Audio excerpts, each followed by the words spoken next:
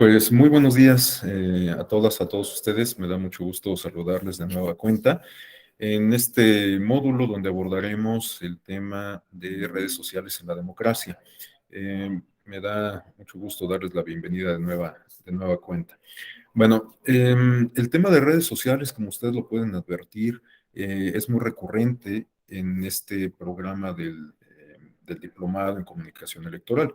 Y esto pues es pues hasta relativamente sencillo explicarlo. Estamos insertos en la era de la globalización, en la era de la información, y el tema de las redes sociales es sumamente importante porque se están constituyendo estos medios en los canales de comunicación por antonomasia. En mi opinión, creo que todavía no se han desplazado por completo los medios electrónicos tradicionales en términos de comunicación política, es decir, la radio y la televisión, pero sin duda cada vez las redes sociales y las nuevas tecnologías, Internet en general, ocupan un lugar más importante, con mayor presencia dentro de la gama de medios de comunicación masiva, ¿no? Entonces, por ello es que pues, recurrentemente volvemos a este tema de las redes sociales, que además para el caso particular de México resulta muy interesante porque, como ustedes seguramente lo saben y lo han venido estudiando a lo largo de este diplomado, el modelo de comunicación política en nuestro país es sumamente intrincado, ¿no? Hay muchísimas reglas que se aplican no solamente para los actores propiamente políticos o electorales, sino incluso también para la ciudadanía, ¿no? Entonces, resulta sumamente interesante el tema de las redes sociales porque, pues, al no estar regulado, muchas de las prácticas y de las dinámicas de la comunicación política se han trasladado hasta este ámbito de las redes sociales, aprovechando justamente esa zona, digamos, gris, ¿no? Ausente de una regulación precisa. Bueno, vamos a comenzar y para esto quisiera apoyarme de nueva cuenta en esta presentación de PowerPoint. La verdad es que yo siempre suelo pues utilizar estos recursos como herramientas didácticas. Me parece que pueden ser un tanto más benéficas en comparación con cuando uno pues simplemente se la pasa hablando durante hora y media, 2 horas, ¿no? Entonces, bueno, me parece que estos apoyos didácticos pueden ser útiles para hacer más amena la sesión y también pues para contribuir a los procesos de aprendizaje, ¿no? Para quien le interese la presentación como material de consulta, bueno, pues la pongo a su disposición, no tienen más que solicitármela por correo electrónico y con todo gusto se las puedo compartir. Bueno, vamos a comenzar entonces.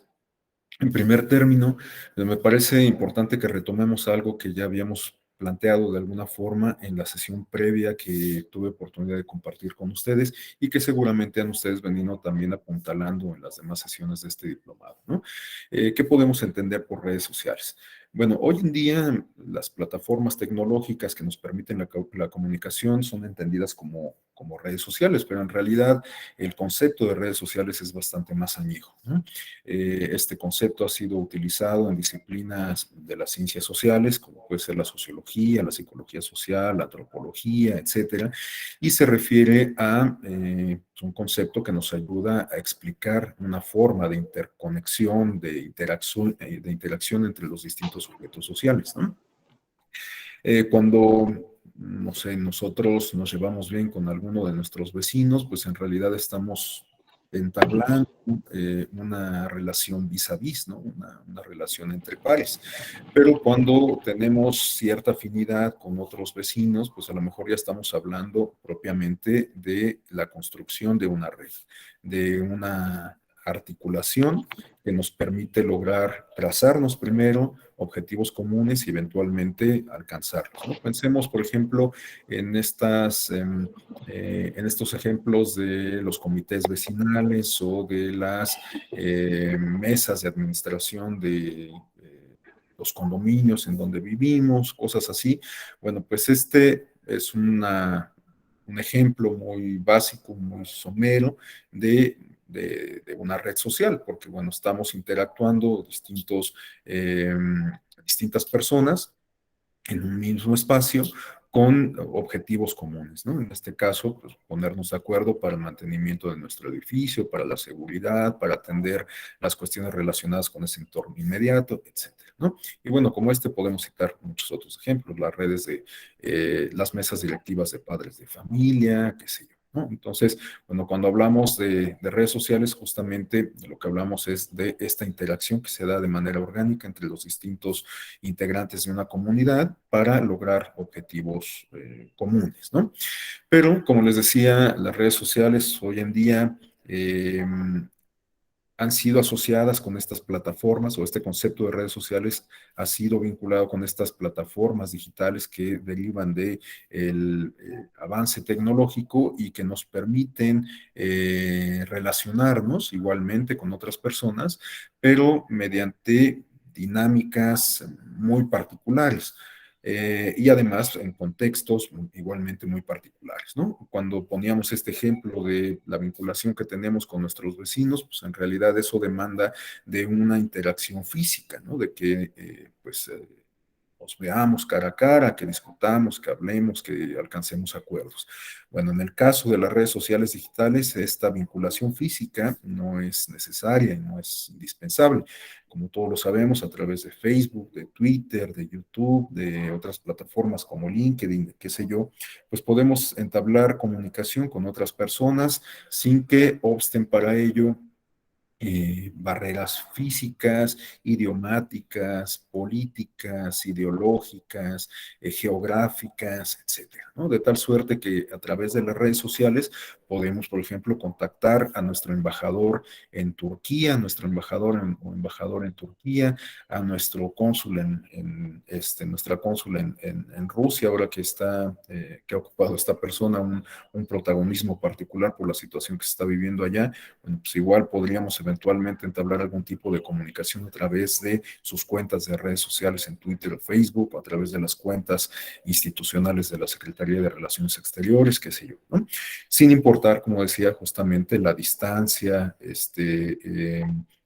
que no conozcamos a la persona, el que tengamos formaciones académicas distintas, etcétera. O sea, muchas de esas cuestiones que en la vida ordinaria, en el mundo físico, se pueden entender como una suerte de barreras, de complicaciones a sortear, bueno, pues desaparecen, se difuminan por lo menos en el ámbito de las redes sociales, ¿no? Ahora, las redes sociales en Internet o derivados del avance tecnológico que nos permiten justamente utilizarlas mediante el Internet o la interconexión a Internet, bueno, pues tienen esta particularidad, ¿no? De que nos dan la pauta, nos hacen posible la comunicación con distintas personas y... pero en este mundo precisamente virtual, en el mundo digital, ¿no? Entonces, propiamente de lo que estamos hablando cuando hacemos referencia a Facebook, a Twitter, etcétera, son de redes sociales que tienen este adjetivo digital, redes sociales digitales, aunque bueno, por economía del lenguaje, la mayoría de nosotros, de nosotras, las referimos simplemente como redes sociales, ¿no? Pero bueno, reitero que este concepto es de un cuño más añejo, aunque ahora se ha pues utilizado con cierta ligereza, con cierta coloquialidad en prácticamente todos los ámbitos de la vida social, ¿no? Bueno, algo que distingue a las redes sociales digitales, además de lo que ya conversé, de que hace posible difuminar todas estas barreras que en el mundo físico eventualmente nos podrían impedir el establecer algún tipo de comunicación con otras personas. Además de esto, las redes sociales nos permiten también entablar una comunicación horizontal. Esta es una característica de la comunicación que se da en el mundo digital. A esto me referí también en la sesión previa que tuve oportunidad de compartir con ustedes hace 1 o 2 semanas, cuando explicábamos la evolución que ha tenido el Internet, ¿no? Comentábamos que en los orígenes, Internet en su versión 1.0 nos permitía más bien conectarnos a la web para consultar información, ¿no? Pero en la versión 2.0 tenemos la posibilidad ya no solamente de consultar información, no solamente de ser consumidores de información, sino también ser generadores de esa información. Y esto se hace muy patente precisamente mediante la utilización de las redes sociales digitales. En herramientas como Facebook o Twitter, bueno, pues podemos informarnos de distintas cosas o ver qué es lo que publican terceros, pero también nosotros tenemos la posibilidad de postear cosas, ¿no? De intervenir en una discusión que se da en Twitter, pues posteando alguna publicación, en Facebook pues igualmente.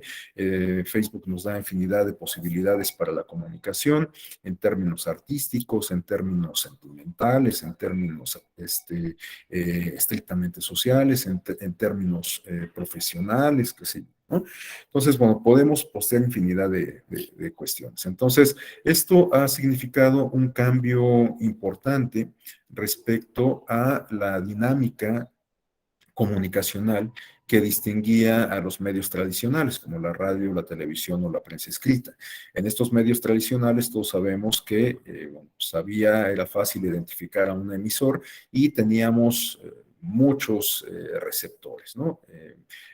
Hoy en día sigue estando plenamente vigente esta dinámica en términos de comunicación electoral, por ejemplo, ¿no? La mayoría de nosotros, de nosotras, somos cautivos, público cautivo en el contexto de las campañas electorales, porque la publicidad electoral o la propaganda electoral que se difunde en televisión abierta, bueno, pues nos llega sin que nosotros necesariamente estemos atentos a su transmisión o a su consumo, ¿no? Entonces, bueno, pues eso nos convierte de alguna forma en un público cautivo, ¿no? Ocupando esta posición de receptores en esos modelos tradicionales. Pero en los modelos de comunicación más contemporáneos que se pueden asociar con el uso de las redes sociales, pues bueno, esta dinámica ha cambiado porque nosotros de alguna forma tenemos la posibilidad de decidir qué contenidos podemos consumir o deseamos consumir. Ya no ocupamos ese lugar de público cautivo, sino que nosotros tenemos la posibilidad de discriminar la información que está a nuestro alcance, ¿no? De tal suerte que a través de las redes sociales, pues nosotros podemos decidir seguir a un candidato, la cuenta de un partido político, si es que es nuestro deseo, pues justamente informarnos para tomar una decisión racional, inteligente al momento de emitir nuestro voto. Esto sería lo ideal en un contexto plenamente democrático, en donde podamos complementar, digamos, esa democracia formal con la construcción de una cultura política democrática. Aunque en la realidad hoy día, cierto es que sigue habiendo cierto rechazo a involucrarnos en las cuestiones públicas, así lo ponen de manifiesto muchos de los estudios de opinión más recientes, como la ENCUSI, la Encuesta Nacional de Cultura Cívica, cuyos resultados publicó apenas el año pasado el Instituto Nacional Electoral y el INEGI. Nos dan cuenta de que, bueno, pues todavía hay como cierta reticencia a involucrarnos en cuestiones públicas, ¿no? Bueno, en este sentido, pues a lo mejor todavía no tenemos la plena disposición a informarnos acerca de quiénes son nuestros candidatos, qué propuestas nos están haciendo, de cuáles son las plataformas electorales que sostienen su campaña, etcétera. De hecho, pues bueno, yo les lanzaría una pregunta un tanto incómoda en el sentido de que ustedes me dijeran, por ejemplo, si en la pasada elección ustedes revisaron la plataforma electoral que sostenía al candidato por el cual votaron, ¿no? Digo, no vamos a hacer un sondeo, pero pues simplemente lo planteo como una reflexión. La verdad es que pocas veces, yo se los confieso en lo particular, yo de un tiempo para acá procuro justamente revisar las plataformas electorales de los candidatos de las elecciones en las cuales voy a participar, pero hasta hace no mucho tiempo, pues esta no era una actividad común de su servidor. Entonces, bueno, hablando desde la experiencia propia y a partir de pues el conocimiento que tengo de terceros, les podría asegurar que, bueno, esta no suele ser una práctica regular. Adelante, Juan Ignacio. Sí, es que ahorita que estabas hablando de la plataforma, me parece que no, ni siquiera, y bueno, creo que ni siquiera los que nos dedicamos a esto del derecho electoral, desde las diferentes perspectivas que hay, ya sea como autoridades o como postulantes o como asesores, difícilmente revisamos las plataformas electorales. Sabemos que existen porque son un requisito para el registro, pero también creo que mucha de la ciudadanía no conoce, no conoce siquiera su existencia y nos basta más o menos para enterarnos de qué propone, pues lo que nos llegan a compartir a veces en un tríptico o lo que podemos pescar en un perfil de Facebook o de Instagram respecto del candidato y sus propuestas, pero no se revisa. No, creo que no tenemos la costumbre de revisar las plataformas. Sí, te digo que yo creo que esa es la tendencia. Y de hecho, si lo hiciéramos, yo a partir de que he hecho este ejercicio me he dado cuenta de que en muchas ocasiones se reciclan las plataformas, ¿no? O sea, se retoman plataformas previas o suelen, digamos, diseñarse plataformas que son muy genéricas y que en realidad no nos permiten advertir alguna propuesta en específico del candidato o de la candidata en cuestión. Por supuesto, que siempre en el contexto de las campañas electorales hay alguna propuesta en particular que es impulsada muy marcadamente por el candidato en cuestión y que puede generar mucha resonancia, ¿no? Recordemos, por ejemplo, estas propuestas del Partido Verde sobre la pena de muerte o cosas así. Bueno, ese tipo de propuestas que son muy rimbombantes, pues por supuesto que son plenamente identificables, pero ya si cotejamos esas propuestas a la luz de la plataforma electoral del partido, pues nos vamos a dar cuenta de que a lo mejor no tienen mucha sustancia, ¿no? En fin, esto solo para exponer que quizás todavía, a pesar de estas nuevas tecnologías que nos permiten acercarnos información, seguimos siendo reticentes a buscar información precisa para actuar en el ámbito público, ¿no? Incluso con cuestiones muy elementales como puede ser justamente definir el sentido de nuestro voto. Bueno, este... La siguiente lámina nos da o me da la pauta para plantearles cuál es el esquema que yo tengo pensado para el resto de esta exposición.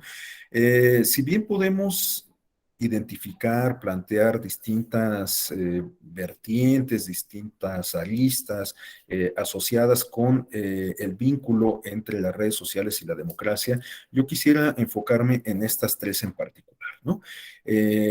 En entender los medios de comunicación masiva orgánicos, que no son otra cosa sino las nuevas redes sociales en función de estas características que acabo de comentar, la horizontalidad, la posibilidad de que todos podamos ser consumidores y receptores, emisores y receptores de la información al mismo tiempo, etcétera. Esa sería la primera lista, ¿no?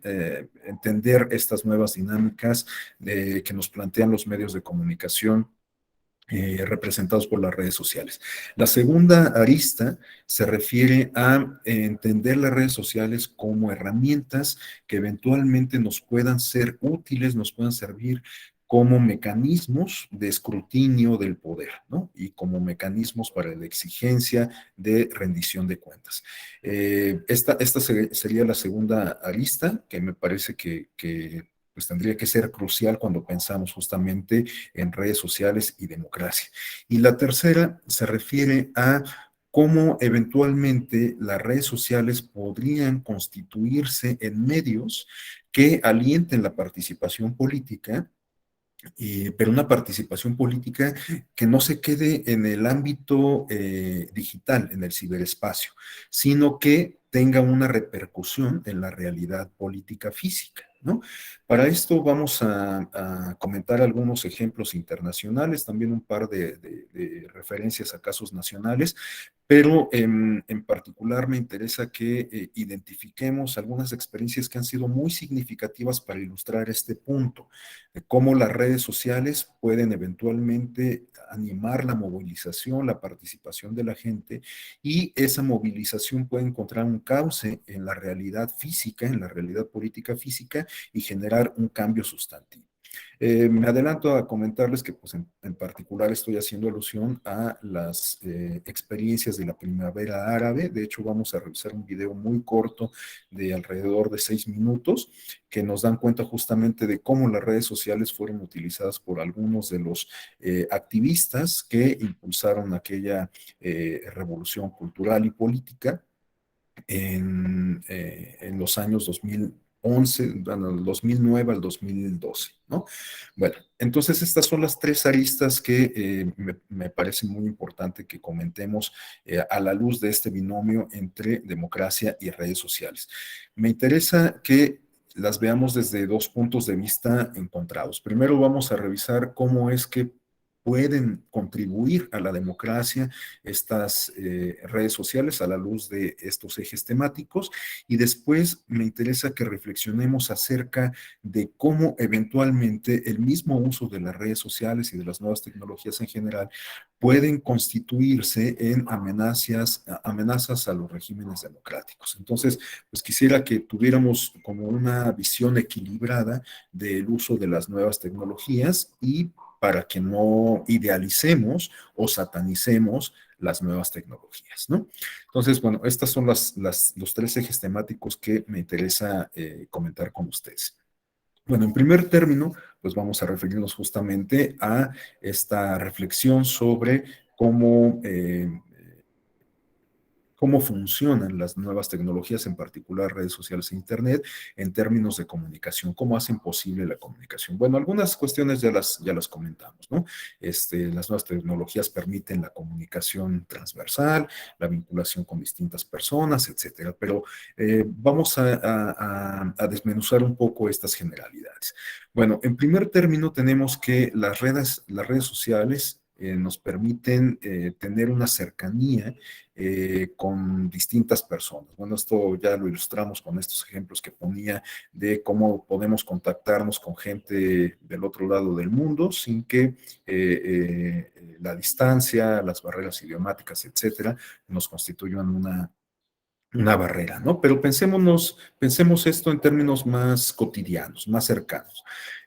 Ustedes seguramente, quienes tengan cuenta de Facebook, a través de esta herramienta han podido restablecer el contacto con personas que pues habían perdido a lo largo de su vida, ¿no? Con amigos, compañeros, compañeras de la primaria, de la secundaria, con familiares que hace mucho tiempo que no ven, etcétera, ¿no? Bueno, pues a través de estas plataformas podemos restablecer estos vínculos sociales, estos vínculos familiares, amistosos, etcétera, ¿no? Entonces, bueno, pues este es un ejemplo de cómo las redes sociales contribuyen a una comunicación que nos permite acercarnos con las personas, ¿no? No en términos abstractos, sino en términos palpables, en términos del día a día. Y bueno, también las redes sociales, por supuesto, que nos permiten la vinculación profesional, es decir, el establecer comunicación, el establecer contacto con personas con quienes tenemos cierta afinidad en cuanto a formación profesional o desempeño profesional, ¿no? A través de las redes sociales podemos vincularnos con ustedes. Estoy seguro que la mayoría de ustedes son abogados, abogadas. Bueno, a través de las redes sociales se pueden mantener en comunicación con quienes integran las barras de abogados, con los colegios de notarios, con las autoridades electorales, etcétera, ¿no? Bueno, pues este es un ejemplo de cómo las redes sociales nos permiten vincularnos con personas con quienes tenemos alguna afinidad profesional, académica, qué sé yo, ¿no? Por otro lado, tenemos que las redes sociales permiten articular esfuerzos de la sociedad civil. Bueno, esto se vincula con la tercera arista que vamos a comentar un poco más adelante, en el sentido de que a través de las redes sociales se puede alentar la participación, ¿no? Bueno, vamos a revisar esa tercera arista, sobre todo en términos de el ámbito político. Pero lo cierto es que las redes sociales pues también pueden articular otros esfuerzos, no precisamente políticos, sino de orden quizás social, de orden educativo, o qué sé yo, ¿no? De tal suerte que a través de las redes sociales se hace posible o se favorece la interacción entre organizaciones no gubernamentales, entre personas que integran un mismo gremio, entre personas que tienen intereses comunes, qué sé yo, ¿no? Entonces, bueno, pues las redes sociales contribuyen de alguna manera a la articulación de intereses y de esfuerzos. Por otro lado, tenemos que las redes sociales también han, se han constituido en los últimos años, sobre todo, como los medios de comunicación que hacen posible, soslayar por completo radio y televisión, como lo comentaba hace rato, pero hoy día a través de las redes sociales se hace posible una nueva forma de comunicación entre las clases políticas y el electorado, la sociedad, ¿no? Sobre todo en el contexto de las campañas electorales. En el contexto de las campañas, bueno, pues los candidatos, las candidatas, a través de las nuevas tecnologías, en particular redes sociales, pueden hacer llegar sus mensajes proselitistas a el electorado, ¿no? Esto que antes hacían mediante los spots de radio y televisión, pues ahora lo hacen a través de mensajes o de publicaciones en sus redes sociales, Instagram, Facebook, Twitter, qué sé yo, ¿no? Entonces, y además, bueno, también hoy en día, además de las redes sociales y el funcionamiento que las distingue, lo cierto es que también la publicidad o la propaganda, para decirlo con mayor precisión electoral, ha transitado hacia los medios digitales mediante otras formas que no son precisamente las redes sociales. Por ejemplo, contratando espacios de publicidad o de propaganda electoral. Lo que antes se hacía en gacetillas de diarios de circulación nacional, pues ahora se hace en las portadas o en las páginas web de, no sé, Yahoo, de Star Media o qué sé yo, ¿no? Ahí podemos ver cómo aparecen banners alusivos a la campaña electoral de algún personaje político en el contexto de las campañas o en el contexto de cualquier campaña de un tiempo para acá. Por supuesto que esos slogans, esos mensajes que se publican mediante las páginas web, bueno, pues implican un costo, ¿no? Y estos costos tienen que ser reportados ante las autoridades electorales administrativas para efectos de fiscalización, ¿no? Pero eso es perfectamente válido. Reitero, como antes se hacía la contratación de una gacetilla, de una inserción en prensa en un periódico, pues ahora se ha trasladado esta dinámica al ámbito digital. Y bueno, pues esto ha cambiado todo el esquema de comunicación en las campañas electorales, ¿no? Hoy en día en México y prácticamente cualquier parte del mundo podemos advertir que en el contexto de una competencia política, los actores se dan a la tarea de recurrir también a estos medios digitales para transmitir sus mensajes. Pero esto no es propiamente que haya empezado hace un par de años. Como todo proceso social y político, bueno, pues se encuentran antecedentes de larga data, aunque pues naturalmente se ha venido afianzando con mayor ahínco durante los últimos años, ¿no? Pero bueno, aun cuando es difícil, digamos, como establecer en qué momento las redes sociales se convirtieron en los medios más importantes para la comunicación política o los de los medios más importantes para la comunicación política, compitiendo con los tradicionales de radio y televisión. Bueno, si bien es difícil identificar un momento coyuntural, sí podemos hablar de un evento que resultó sumamente significativo en este proceso, ¿no? De apertura de los medios digitales. Y este evento se refiere a la campaña presidencial de Barack Obama en el año 2008. Este es el primer gran evento de corte proselitista alrededor del mundo que muchos especialistas consideran que marcó un parteaguas en términos de comunicación política, ¿no? A partir de la campaña de Barack Obama es que podemos advertir que en adelante las campañas electorales recurren en muy buena medida a los medios digitales, en algunos casos desplazando a los medios tradicionales, en otros casos no tanto. Les digo que para el caso mexicano, en mi opinión, no considero que los medios digitales hayan ya desplazado a los medios tradicionales. De hecho, de esto dan cuenta algunas de las cifras que comentábamos la vez anterior sobre esta encuesta que lleva a cabo el INEGI en colaboración con el IFETEL y la Secretaría de Comunicaciones y Transportes, y que nos da cuenta de cómo la televisión sigue siendo un medio muy importante en términos de comunicación en México, ¿no? Pero bueno, pues hay otras latitudes en donde quizás sí podamos advertir que las nuevas tecnologías han comenzado a desplazar a los medios tradicionales. Bueno, el caso es que por lo menos de forma equiparada, las redes sociales han comenzado a competirle a la radio y la televisión. Y este es un punto crucial en ese proceso, la campaña de Barack Obama.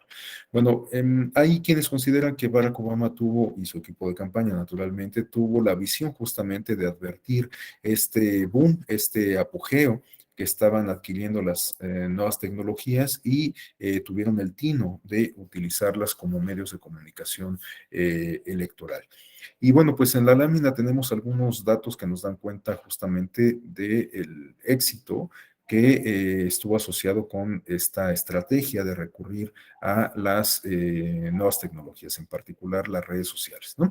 Bueno, las principales plataformas utilizadas por el equipo de campaña de Barack Obama fueron Facebook, Twitter, MySpace, YouTube y el propio portal de barackobama.com, ¿no? A través de estos medios, bueno, pues fue posible obtener un número considerable de donaciones y aportaciones para la campaña de Barack Obama. Recordemos que el modelo estadounidense pues, guarda sustanciales diferencias respecto al mexicano en términos de comunicación política y de financiamiento. Allá, bueno, pues el dinero que aportan los militantes, los simpatizantes es sumamente significativo, hay pocos controles de fiscalización, allá, bueno, pues las campañas electorales ocupan una gran cantidad de financiamiento, etcétera, ¿no? Bueno, el caso es que en ese contexto del proceso electoral 2008, para elegir al presidente, pues el equipo de campaña de Barack Obama a través de las redes sociales logró obtener una cantidad significativa de donativos, de aportaciones a la campaña. Tenemos en la lámina que esto asciende alrededor de 750 millones de dólares, lo cual se recaudó en menos de 2 años de campaña, 13 millones de correos electrónicos de personas interesadas en comunicaciones directamente del equipo de Obama, también mediante estas nuevas tecnologías, alrededor de 4 millones de personas se inscribieron para recibir mensajes SMS, mensajes de texto de la campaña de Obama en sus dispositivos móviles. Alrededor de 2 millones de personas crearon su propia web a través de myBarackObama.com, que esto pues resultó sumamente novedoso a partir de la plataforma de campaña de Barack Obama. Bueno, pues la gente podía crear su propio dominio, su propia página web. En términos de marketing, sin duda, pues esto resultó sumamente conveniente.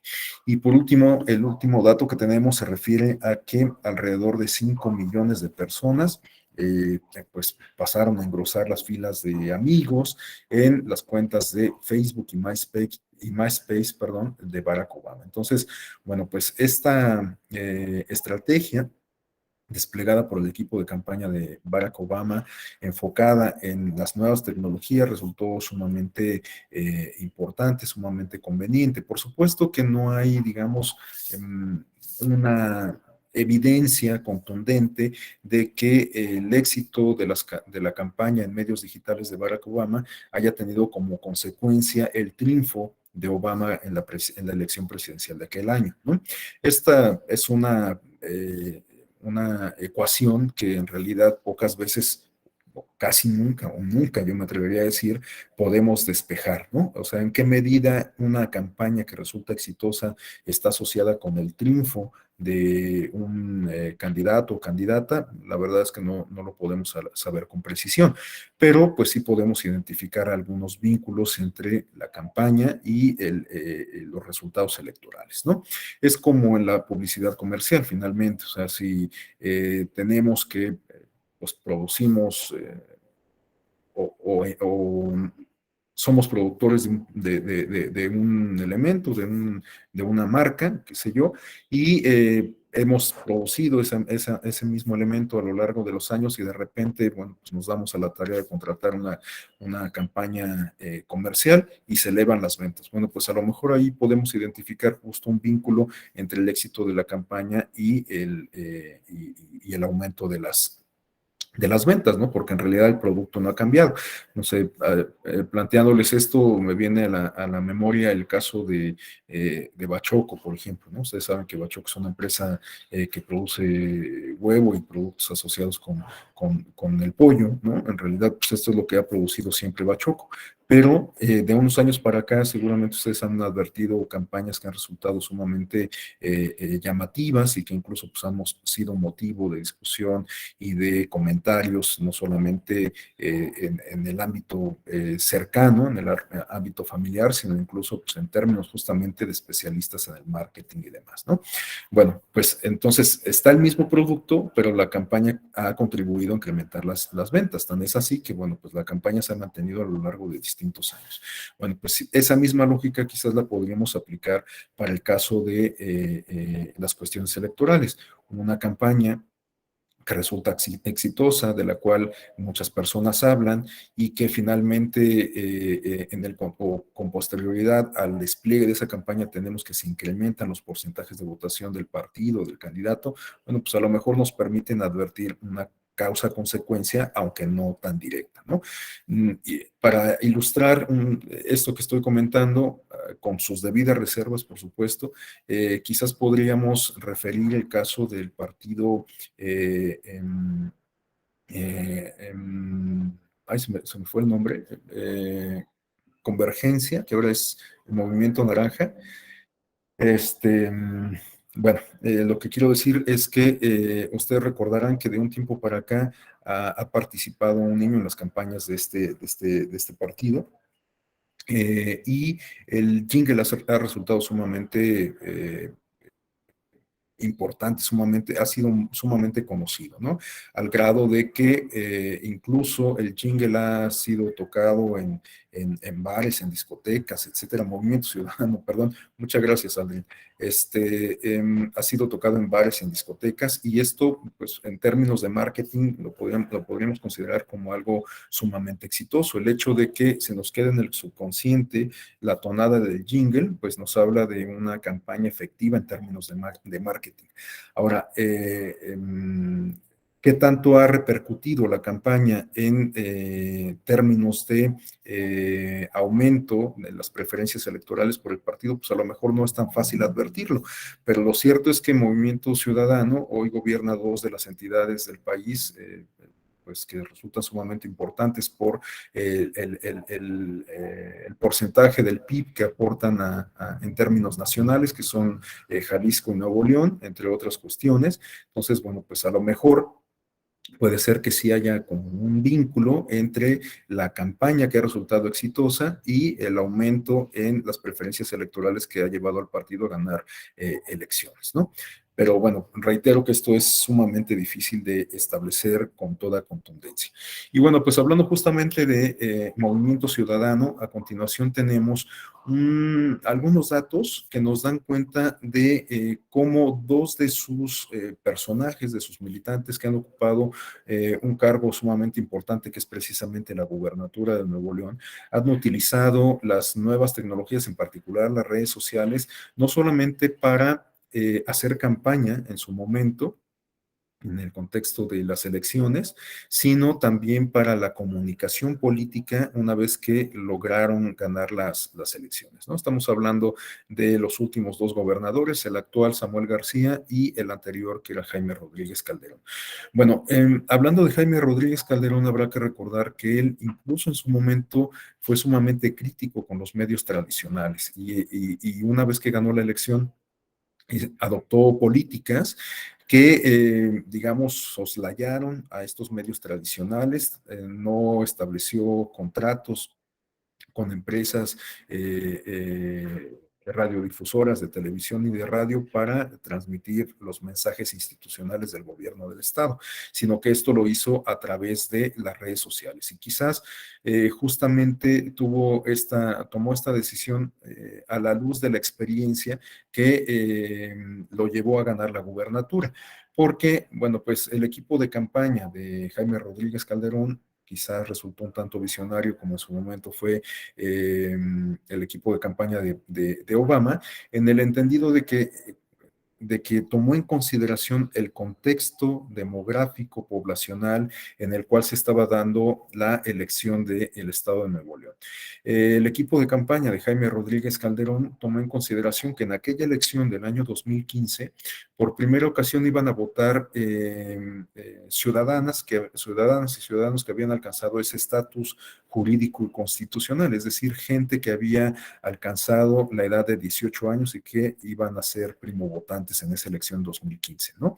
Entonces, bueno, el número aproximado de personas que estaban en esta condición era de 59,806, ¿no? De tal suerte que, bueno, pues era un número importante sobre el cual resultaba conveniente considerarlos como target, ¿no? Dirigir hacia ese sector su campaña.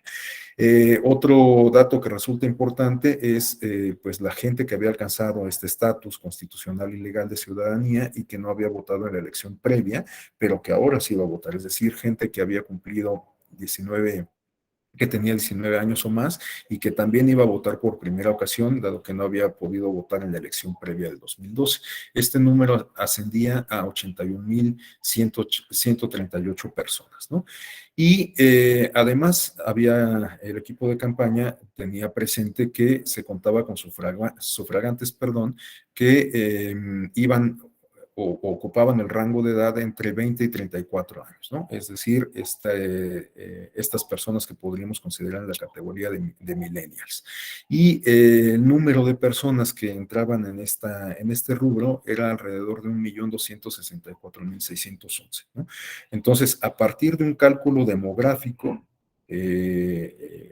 el equipo de campaña de Jaime Rodríguez Calderón identificó justamente en todos estos primo votantes y en estas personas clasificadas como millennials, un target importante al cual dirigir los mensajes proselitistas. Entonces, esto puede explicar parte de esta decisión en torno a que la campaña del gobernador o del candidato gobernador en aquel momento estuviese dirigida sobre todo a este público objetivo y que utilizara como medios de comunicación las redes sociales.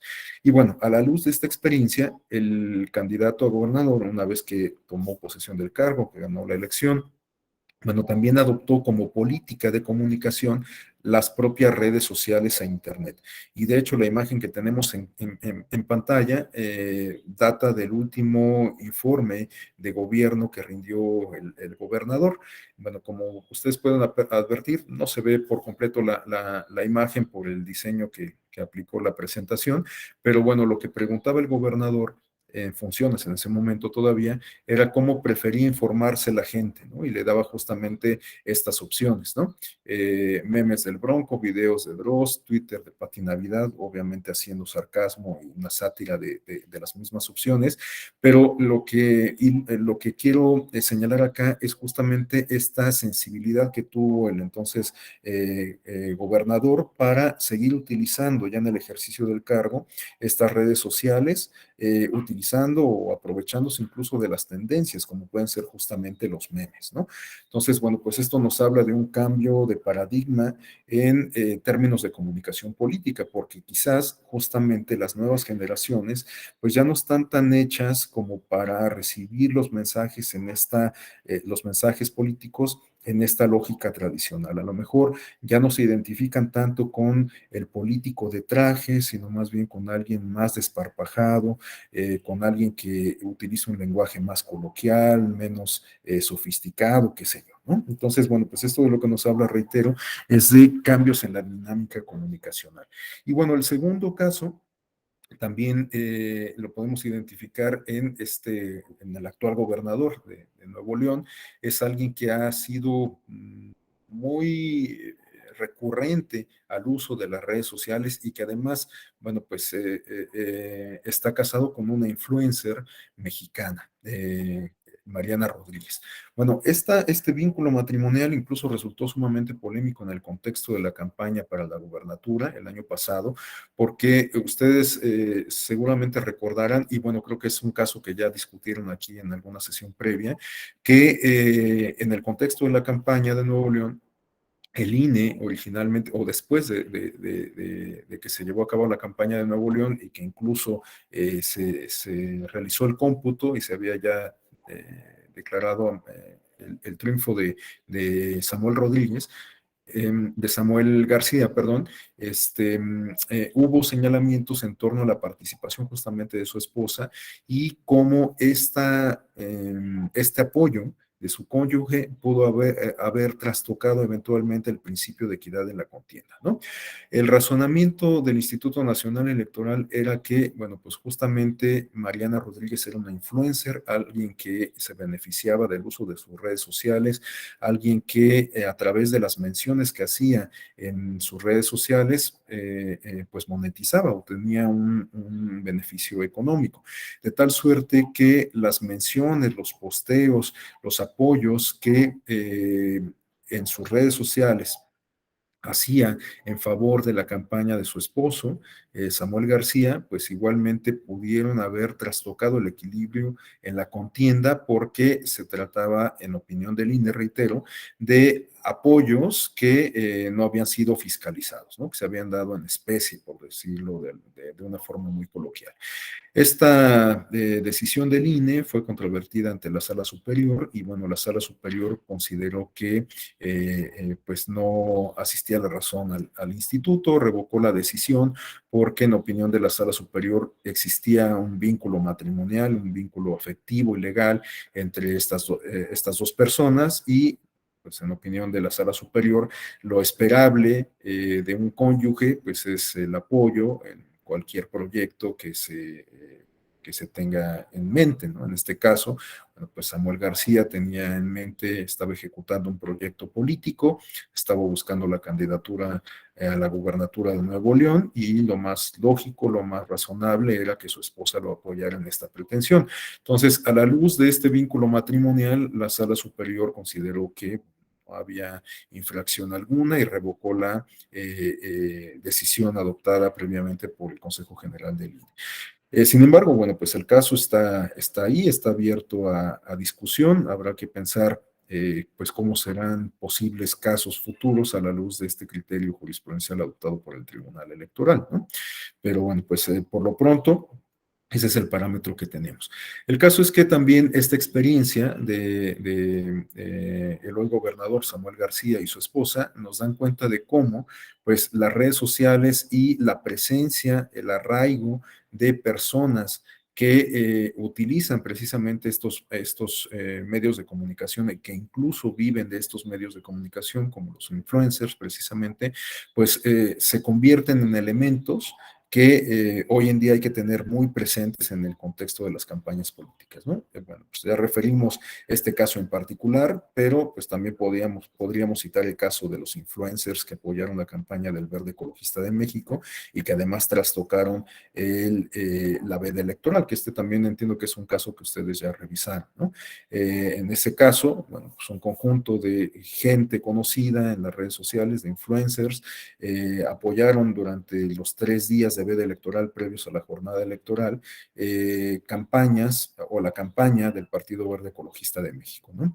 Y en este sentido, bueno, pues finalmente el INE consideró que se había trastocado la veda electoral, que esto no respondía a un ejercicio legítimo y espontáneo de la libertad de expresión, sino que formaba parte de una estrategia instrumentada por el Partido Verde Ecologista y finalmente pues impuso una serie de sanciones al partido, incluso, bueno, pues se dio cuenta la Fiscalía Especializada de Delitos Electorales y ya tomó un rumbo diferente, tomaron un rumbo diferente esas denuncias, ¿no?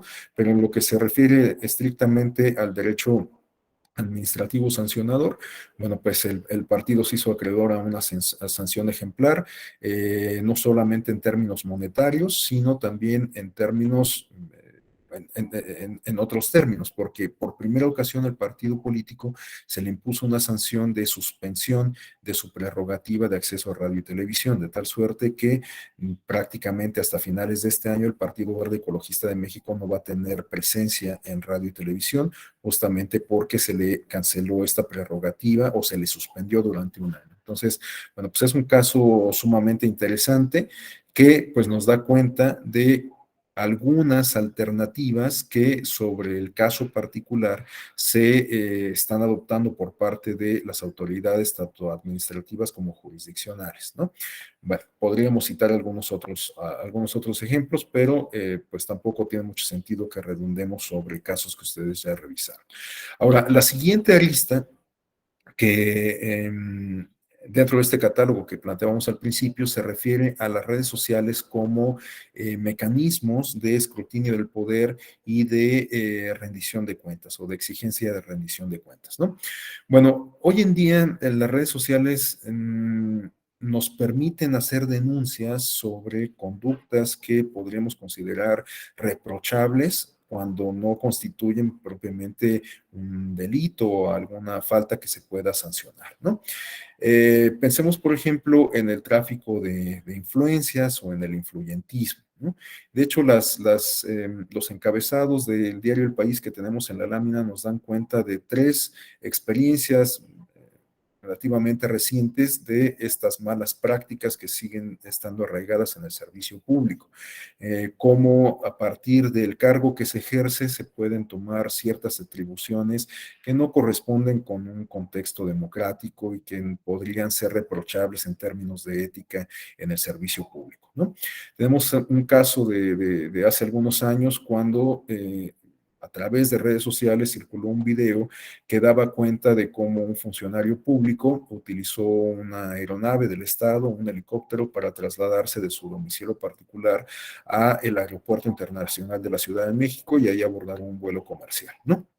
Bueno, a lo mejor esta es una práctica que antes solía ser muy común, pero que hoy, a la luz del contexto democrático en el cual estamos insertos, a la luz de lo que dispone el artículo 134 constitucional sobre el uso de recursos públicos, etcétera, bueno, pues a la luz de todos esos elementos, a lo mejor ya no es algo que, bueno, no a lo mejor, sino que es algo que ya no tendría que presentarse más, ¿no?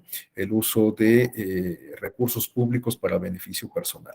Entonces, bueno, esa experiencia en particular, ese caso en particular quedó documentado en un video que después circuló profusamente en redes sociales y que después, bueno, pues a partir de esa primera denuncia, de esa incipiente denuncia, pues bueno, distintos medios periodísticos lo recogieron y se dieron a la tarea de llevar a cabo una investigación con mayor rigor periodístico y esto generó pues una presión hacia el funcionario en cuestión que terminó por separarlo, por obligarlo a separarse del cargo, ¿no? Y otros casos similares los encontramos, por ejemplo, en el caso de alguien que fue bautizada en redes sociales como Lady Profeco, en razón de que era la hija del titular de la Procuraduría Federal del Consumidor durante el gobierno del presidente Peña Nieto, y que fíjense ustedes cómo fue un caso muy curioso, seguramente pues, varios lo recordarán. La hija del titular de la Profeco acudió a un restaurante y al parecer no le respetaron la lista de espera o el lugar que ocupaba en la lista de espera, o incluso creo que se quiso pasar justamente la lista de espera y bueno, pues no, esto no se le permitió y entonces se quejó en redes sociales, ¿no? O sea, emitió un posteo en redes sociales y este posteo fue identificado por gente de la Profeco, quien raudos y veloces acudieron al establecimiento y lo clausuraron, ¿no? Bueno, no hubo evidencia de que el titular de la Profeco hubiera dado esta instrucción. Quizás estos funcionarios, por tratar de quedar bien con su jefe, sabiendo quién había hecho el posteo, pues se dieron a esta tarea de una manera un tanto arbitraria. Bueno, pues esta acción un tanto inocente de la hija del titular de una oficina pública encontró mucha resonancia en la opinión pública y, por supuesto, en los circuitos académicos y en la propia clase política, algo que también condujo a que finalmente el titular de la oficina, titular de la Profeco terminara por dirimir, ¿no? Por separarse del cargo. Y un ejemplo más reciente lo podemos encontrar ya en la actual administración, en la actual Administración Pública Federal, en un caso en donde aparentemente la titular de la Secretaría del Medio Ambiente pidió que se retrasara un vuelo comercial para que ella lo pudiera abordar. Y bueno, pues esto también circuló profusamente en redes. Al final, hasta donde yo recuerdo, no es que se llevara a cabo una investigación propiamente de este influyentismo que eventualmente pudo haber impreso esta funcionaria en cuestión, porque a los pocos días terminó por separarse del cargo, ¿no? Bueno, ¿qué tanto resultó conveniente que se hicieran estas denuncias y que esto tuviera como consecuencia la separación del cargo de los funcionarios involucrados? Pues yo creo que ahí eso queda a el criterio de cada uno de nosotros. Lo que quiero exponer en particular es cómo hoy en día a través de las nuevas tecnologías pues podemos dar cuenta de o denunciar alguna conducta con la cual no nos sentimos identificados, una conducta que consideramos que es reprochable, que es reprobable, qué sé yo, ¿no? Entonces, bueno, eventualmente a través de las redes sociales podemos generar este tipo de denuncias. También, ustedes lo saben tanto como yo, a través de las redes sociales se ha vuelto muy común la circulación de estos videos de agentes de la policía en distintas localidades que buscan extorsionar a la ciudadanía, estos arrebatos de rabia que algún particular o alguna persona que se siente importante, influyente, pues asume en contra de terceros y bueno, pues esto los convierte justamente en lords o en ladies, ¿no? Estas personas que se vuelven célebre y tristemente famosas en redes sociales a partir de un actuar que, reitero, pues a lo mejor no es el más adecuado, el más civilizado, el más ético, ¿no? Bueno, ahora la siguiente arista se refiere a cómo los medios digitales, en particular las redes sociales, pueden contribuir a alentar la participación política, ¿no? Como ya les comentaba, bueno, pues en muchas ocasiones esta participación, pues puede tener mucha efervescencia en el ámbito digital, en el ciberespacio, pero no tener una repercusión real o una repercusión en la realidad política palpable, ¿no? Pero tenemos algunas experiencias que nos dan cuenta de cómo sí esta ebullición que se genera en el ciberespacio puede tener alguna repercusión directa, importante, significativa en la realidad política palpable. Y para esto me voy a permitir compartirles justamente este video, que es un resumen, una crónica muy sucinta, muy breve, de esta experiencia de la primavera árabe, en particular del caso de Egipto, ¿no? Vamos a ver cómo justamente las redes sociales jugaron un papel importantísimo como medio de articulación de intereses en ese conflicto político que finalmente llevó al derrocamiento de Hosni Mubarak, un presidente que se había afianzado en el poder durante casi 30 años. Entonces, bueno, voy a detener un momento la presentación para reproducirles este video.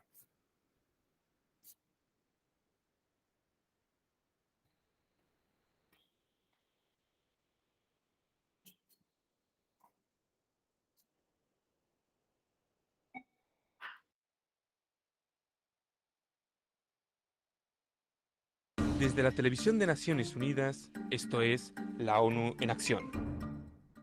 La Plaza Tahrir en Cairo, la capital de Egipto. Esta es una de las mayores manifestaciones desde que hace unos meses, en enero de 2011, una insurrección derrocó al régimen que gobernaba al país. Nunca en la vida me imaginé que iba a ver lo que presencié entonces. Me impresionó ver un número enorme de gente protestando en un lugar. La gente finalmente despertó. Mohammad Gamal, mejor conocido por su apodo de la red Jemmy Hood, es un blogger, caricaturista, músico y activista político. Es uno de los miles de jóvenes egipcios que usan el poder influyente de la nueva tecnología y los medios de comunicación social. Ahora podemos usar la Internet como instrumento de cambio y no uno para soñar con el cambio. Todos estábamos unidos para luchar contra el sistema. Todos queríamos una democracia verdadera. Egipto es un actor clave en la estabilidad y futuro de su región. El área metropolitana de su capital, Cairo, abarca la única maravilla del mundo antiguo que queda, la Gran Pirámide de Giza.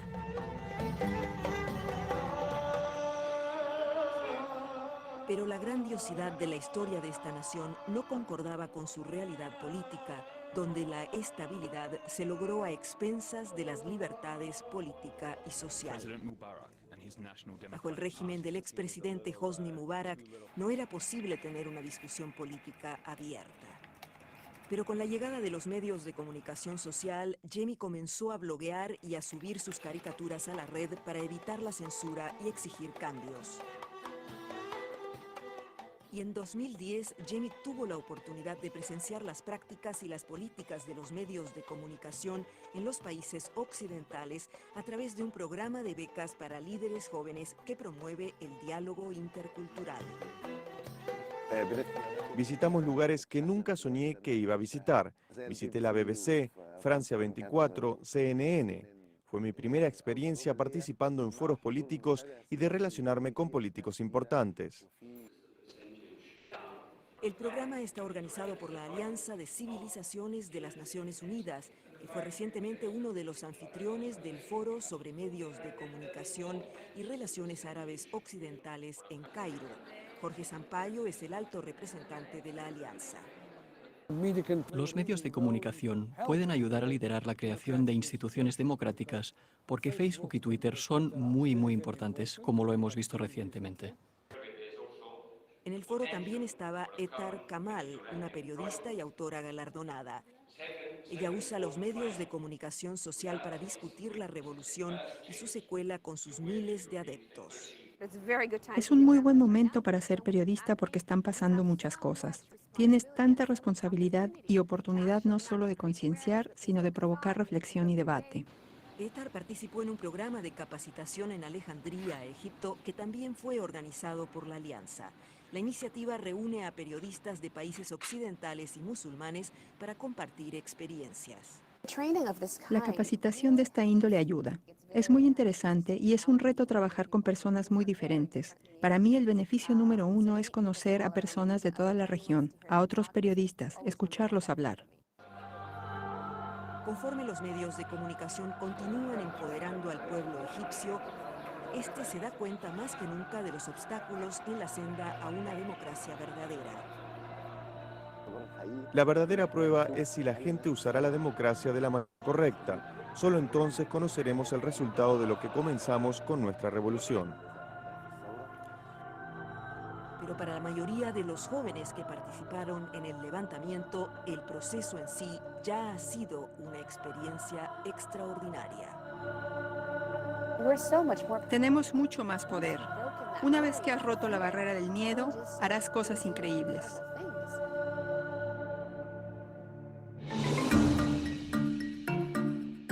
Este reportaje fue producido por Camilo Freire para las Naciones Unidas.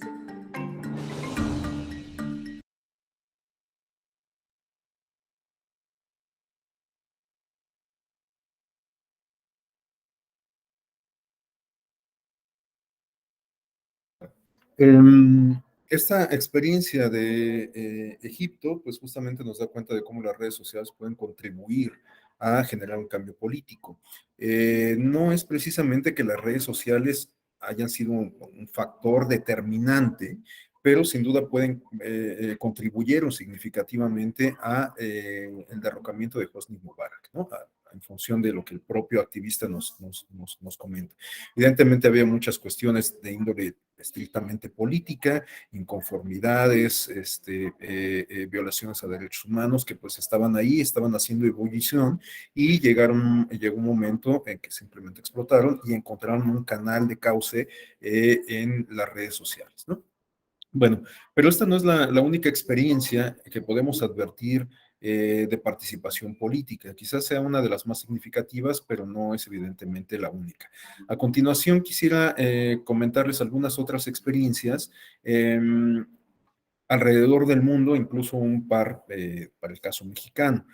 Tenemos, por ejemplo, que en el año 2011, casi a la par de todos estos eventos de Túnez, Egipto y demás, conocidos como la Primavera Árabe, tenemos que en el caso de Europa Occidental también encontrábamos algunas manifestaciones políticas que fueron alentadas o para las cuales contribuyeron significativamente las redes sociales. Tenemos el caso del movimiento 15M y de los indignados en España, en aquel año de 2011, ¿no? Y algo que llama poderosamente la atención de este movimiento es que una de las demandas principales consistía en una apertura democrática en términos de contar con más opciones partidistas, ¿no? Hasta ese entonces, los dos partidos fundamentales que se disputaban el poder en cada elección eran el Partido Popular y el Partido Socialista Obrero Español, ¿no? Eran las dos fuerzas políticas que tradicionalmente se disputaban el poder. Y justamente una de las demandas de la ciudadanía que encontró salida a través de estas movilizaciones políticas, consistía en que se contara con más opciones políticas, ¿no? De tal suerte que hoy en día podemos advertir en España un sistema de partidos pluripartidista, en donde incluso esta opción como Podemos, con todo lo criticable que pueda ser, pues ha venido ganando notoriedad, ¿no? Y posicionamientos, ganando elecciones, para decirlo muy llanamente. Entonces, bueno, esa demanda de democratización encontró salida en buena medida a través de las redes sociales, ¿no? También, bueno, pues las redes sociales significaron un medio sumamente importante para la agregación de intereses sobre dos aspectos en específico, ¿no? Uno era la manifestación política, la manifestación pública, esta concentración que se daba en las grandes plazas y en las grandes avenidas de muchas ciudades de España, y la otra era la suma de intereses en torno a la explosión de esta burbuja inmobiliaria que se vivió en aquel año, ¿no?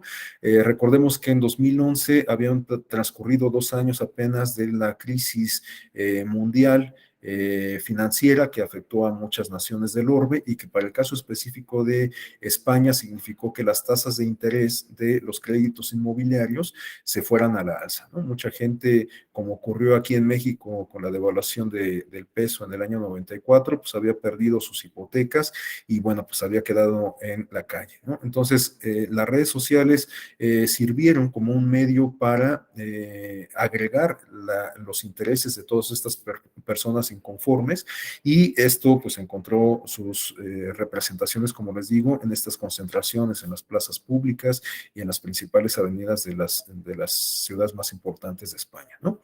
Otro ejemplo internacional lo podemos encontrar en el movimiento Umbrella en China en el año 2014. Este movimiento también tiene que ver con una demanda de índole política, ¿no?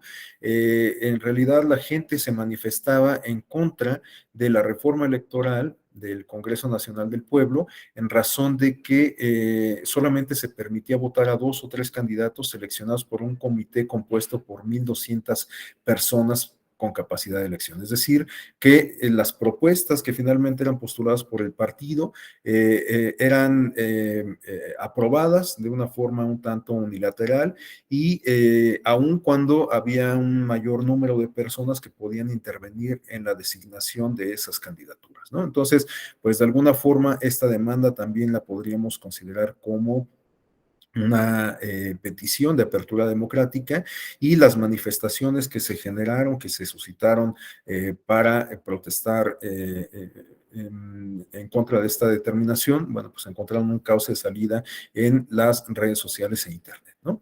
Otro ejemplo lo encontramos en el año 2011 en Estados Unidos mediante el movimiento Occupy Wall Street, en donde mucha gente se dio la tarea de participar en distintas movilizaciones, en particular pues, en los centros financieros de Nueva York, en Wall Street precisamente, pero también hubo resonancia y réplica en otras latitudes, y en este caso la gente se movilizaba en contra de las evasiones fiscales y los beneficios que obtenían las grandes empresas en comparación con los ciudadanos de a pie, y esta es una realidad que pues, existe en muchas latitudes, ¿no? Vemos que gente que genera muchos ingresos paga igualmente muchos impuestos, pero muchos de estos impuestos en muchas ocasiones son condonados en comparación del ciudadano de a pie, que en la mayoría de las ocasiones somos finalmente contribuyentes cautivos, ¿no? Particularmente quienes tienen un empleo asalariado, bueno, pues suelen ser justamente contribuyentes cautivos, porque pues nosotros no decidimos pagar o no pagar impuestos, sino que de manera directa pues se nos retiene el impuesto sobre la renta, ¿no? Bueno, pues esto mismo ocurría en Estados Unidos y esto generó mucha inconformidad en esos años también posteriores a la crisis económica del año 2009, y las redes sociales fueron un medio también sumamente importante para alentar la convocatoria a estas manifestaciones. Lo que resulta sumamente meritorio de estos primeros eventos es que las redes sociales pues eran distintas a las que tenemos en la actualidad. En realidad, pues en esos años todavía estaban plataformas como Messenger, como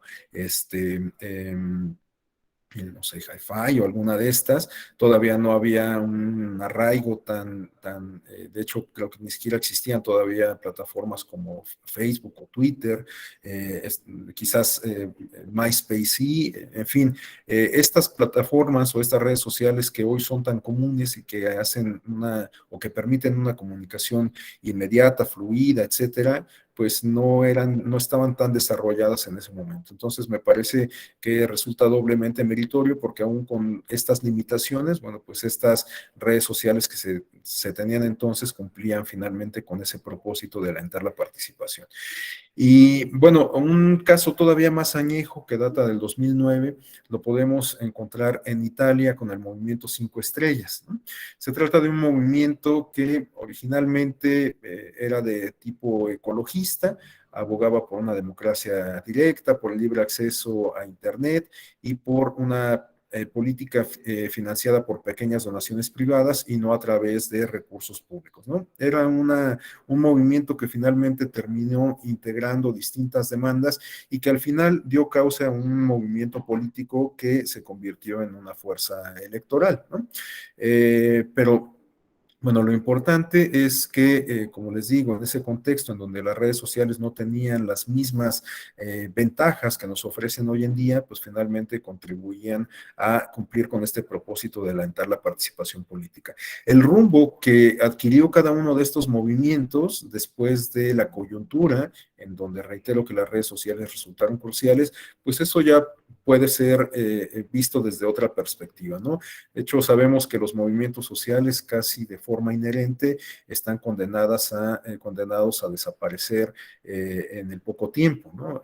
Los movimientos sociales, sobre todo estos que surgen de manera coyuntural, pues al carecer de una estructura, al depender mucho de la efervescencia del momento, de la espontaneidad, pues tienden a diluirse y no se sostienen en el tiempo, ¿no? Hay algunas que incluso, bueno, pues toman un rumbo distinto al que al que había dado origen al movimiento, ¿no? Pero bueno, pues eso, reitero, ya es motivo de un análisis distinto. Y bueno, para no pasar de largo algunas experiencias del caso mexicano, podemos citar estas dos que son pues incluso más recientes bueno, una no tanto, pero la otra sí, en comparación con los que acabamos de comentar, ¿no? Estamos hablando del movimiento 132, que bueno, pues ese es el más añejo, data del 2011, y del movimiento Un Día Sin Nosotras, que data del año 2020. Bueno, si recordamos el movimiento Yo Soy 132, recordaremos que este es un movimiento que tuvo un origen un tanto espontáneo. El evento que de alguna forma le dio origen data de una visita del entonces candidato a la presidencia de la República, Enrique Peña Nieto, a la Universidad Iberoamericana, en donde afrontó distintos reclamos de la comunidad estudiantil, y esto se difundió, o sea, los videos que dieron cuenta de esta situación se difundieron precisamente a través de redes sociales, aunque también fueron recogidos, por supuesto, por otros medios tradicionales, ¿no? Pero la particularidad consistió en que el registro videográfico que se generó de este evento circuló profusamente en redes sociales. Y esto contribuyó justamente a que se animara este movimiento Yo Soy 132, que después terminó diluyéndose. Algunas de las demandas que esgrimía, que planteaba este movimiento, tenían que ver también con cuestiones de apertura democrática, en particular para el caso de los medios de comunicación, ¿no? Una de las demandas consistía en que los medios de comunicación brindaran espacios para las distintas voces y que no fueran tan oficialistas, ¿no? Y esto tuvo alguna repercusión positiva. Recordemos que algunos de los líderes o quienes se ostentaban como líderes de ese movimiento, del ITAM, de la Ibero y demás, comenzaron a tener participación en algunos eventos o en algunos programas en formato de panel, no solamente en los espacios de radiodifusión del Estado, sino incluso en los medios comerciales, ¿no? En empresas como Televisa o TV Azteca, pues se dio pauta a estos espacios de discusión. Finalmente, pues el movimiento terminó diluyéndose. Algunos de esos líderes, pues bueno, hoy ocupan algunas posiciones en los partidos políticos, aunque también hay otros que han continuado por la ruta del activismo político. Y la otra experiencia data de apenas 2 años. Se trata de este movimiento Un Día Sin Nosotras, perdón, que fue una convocatoria que fue adquiriendo cada vez mayor resonancia, sumando más adeptas, y que se dio en el contexto del Día Internacional de la Mujer. Vamos a cumplir justamente 2 años de ese evento, y la particularidad de ese movimiento es que se dio de una forma un tanto álgida, ¿no? Un tanto ríspida. Recordemos que incluso hubo muchos señalamientos en contra de estos movimientos feministas por los daños que se causaron al patrimonio en distintas ciudades, pero bueno, pues esto generó muchísima polémica en su oportunidad. Y bueno, es algo que no se ha resuelto por completo. Estamos a unos cuantos días de tener una nueva conmemoración del Día Internacional de la Mujer, y ya vemos cómo en distintas ciudades se han blindado algunos de los monumentos y edificios, ¿no?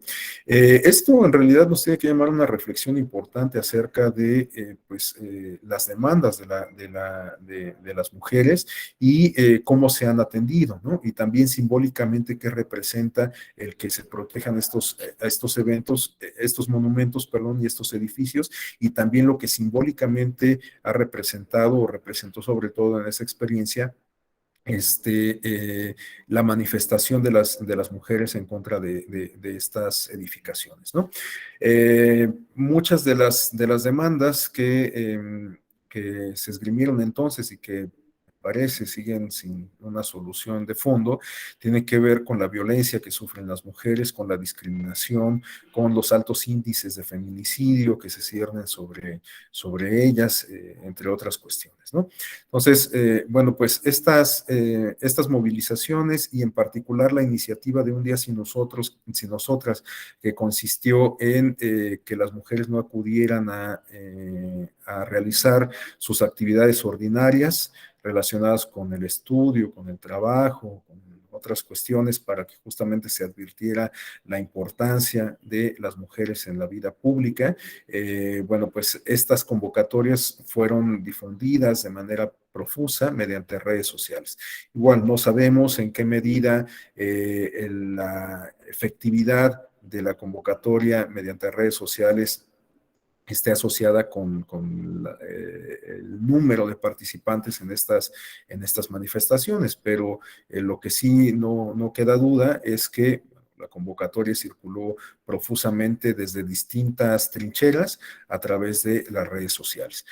Bueno, ahora les decía que la idea es que podamos considerar formarnos una visión más equilibrada de estas tres aristas que acabamos de comentar, ¿no? Y hasta ahorita hemos visto, digamos, como la cara bonita de cada una de estas líneas temáticas, ¿no? Lo positivo. Y ahora quisiera plantear algunos elementos que quizás, si no podríamos catalogar propiamente como negativos o como pesimistas, sí nos tendrían que motivar por lo menos a la reflexión respecto a los riesgos que implica el uso de las redes sociales, ¿no? Por un lado pueden resultar positivos en clave democrática, pero por otro lado a lo mejor el uso que se le dé en particular a las redes sociales puede constituir una amenaza en contra de la democracia misma, ¿no? Entonces, bueno, respecto a la primera arista, tenemos que, si bien es cierto que hoy las redes sociales nos ayudan a tener una comunicación transversal, a cambiar los circuitos de comunicación, a tener un mayor acercamiento entre las personas, etcétera, lo cierto es que también pueden presentarse fenómenos no deseados o no calculados, ¿no? Bueno, podemos integrar un catálogo muy grande de estos fenómenos no deseados, indeseables, pero en particular quisiera referirme a tres. La infodemia, las noticias falsas y la posverdad. Bueno, la infodemia se refiere a la circulación masiva de información, pero sobre todo en el contexto de una pandemia, que es justamente lo que acaba de ocurrir, el periodo en el cual todavía no hemos logrado salir, este contexto de pandemia por el COVID-19, ¿no? Bueno, durante este contexto de pandemia hemos vivido también con este fenómeno de la infodemia, en donde han circulado muchísimas, una cantidad enorme de información acerca del propio COVID y acerca de las políticas adoptadas por los organismos internacionales y los gobiernos de cada país para afrontarla, ¿no? Pero esta enorme masa de información pues no pasa por ningún filtro, de tal suerte que pues es difícil para el ciudadano o la ciudadana de a pie discriminar la información precisa que nos ayude a tener calma, a estar informados y a actuar de una manera responsable en este contexto de pandemia, ¿no? Ustedes recordarán que al inicio de la pandemia, bueno, pues ciertamente no teníamos mucha información al respecto, no había mucho conocimiento respecto a los síntomas y los males que causaba la enfermedad, etcétera, y bueno, circuló una cantidad de información bárbara, alguna que incluso resultaba hasta peligrosa, ¿no? No sé si ustedes recuerden que, por ejemplo, el presidente entonces de los Estados Unidos, Donald Trump, recomendó o hizo una alusión respecto a que sería conveniente tomar cloro para matar al virus. En el caso mexicano, bueno, han corrido infinidad de información respecto a este contexto de pandemia, desde que es una enfermedad o un virus generado en laboratorio que fue desatado por la República China para adueñarse del mundo, hasta cosas como que en México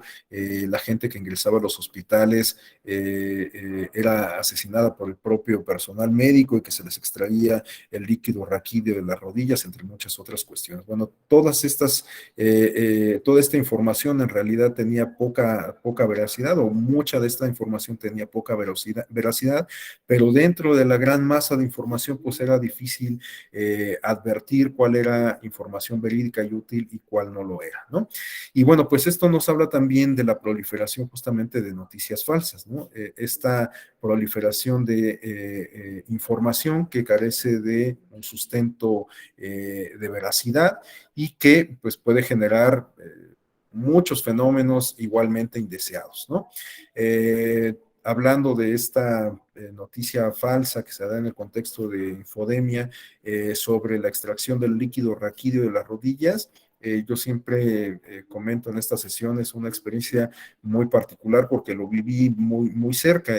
Su servidor radica en el Estado de México y en un hospital del Estado de México en algún momento hubo una incursión violenta por parte de personas que tenían ingresados ahí, internados a sus familiares por COVID, y bueno, pues invadieron áreas contaminadas, abrieron las bolsas de las personas fallecidas por COVID, entre muchas otras cuestiones, ¿no? Y esto en buena medida se debió a la circulación de esta noticia falsa de que en el hospital estaban extrayendo el líquido raquídeo y de que los estaban asesinando ahí mismo, ¿no? Incluso hubo muchos videos que circularon en redes sociales, pero también fueron recogidos por medios tradicionales en noticieros. Entonces, bueno, la circulación de información falsa puede tener repercusiones importantes no solamente en el ámbito del ciberespacio, sino en la realidad física, ¿no? Así como veíamos hace rato que estas iniciativas que se generan en el mundo del ciberespacio pueden tener alguna repercusión en la realidad política. Bueno, pues igualmente estas noticias falsas que se generan en el ciberespacio pueden motivar a las personas a actuar de determinada forma y con ello pues tener un fenómeno, un evento indeseado y reprochable, ¿no? Y el último concepto que quisiera abordar con ustedes se refiere a la posverdad. La posverdad es un fenómeno en donde se nos hace, o bueno, estamos expuestos a una cantidad importante de información y no tenemos la capacidad de discriminar qué es cierto y qué es falso. Pero además, la posverdad tiene una particularidad que consiste en que la información que se circula busca alentar o activar la parte emotiva de las personas, naturalmente con un propósito específico, ¿no?